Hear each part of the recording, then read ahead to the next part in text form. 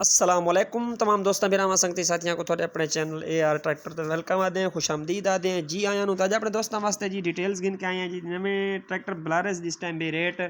क्या चलता पे मार्केट असा अपने दोस्तों नाल शेयर करूँ क्योंकि डॉलर दे अप डाउन होने की काफ़ी रेट अप डाउन होता रहता है तो जी इस टाइम जी बलारस 21 मॉडल था को मार्केट चों जरा जी सादा 510 है वो 55 लाख का मिल सी तो जरा 21 मॉडल 510 डबल टॉप पिछे वो भी जी तो 55,50,000 का मिल सी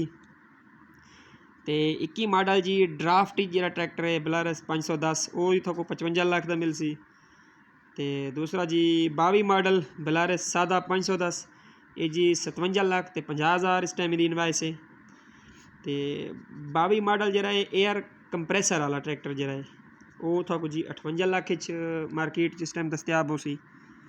तो दूसरा जी 23 मॉडल जरा उसी एयर कंप्रेसर वाला ट्रैक्टर वो अपने दोस्तों को दसा दो भी 58 लाख तो 75,000 इतना को मार्केट चूँ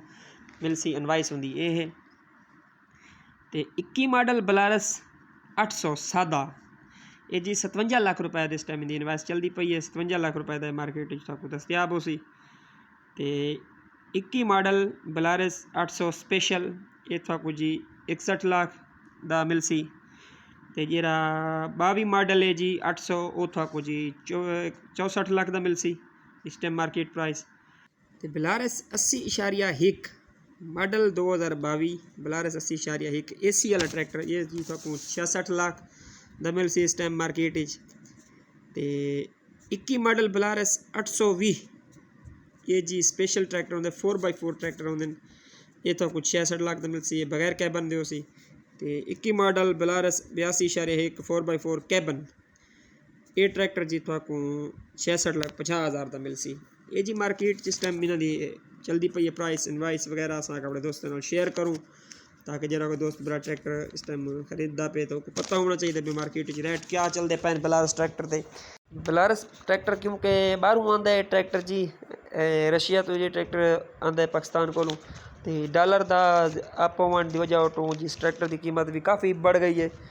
तो अगर कोई दोस्त बड़ा इस टाइम ट्रैक्टर गिनना चाहता है तो उन्होंने ये रेट ही वे तो साढ़े साथ दिता बलारस ट्रैक्टर तो बाकी तमाम दोस्तों को रिक्वेस्ट होती है कि मेहरबानी करके नवे आने वाले व्यूवर सारे चैनल को ज़रूर सब्सक्राइब करे सो वीडियो को लाइक करे सो अच्छे कमेंट्स करे सो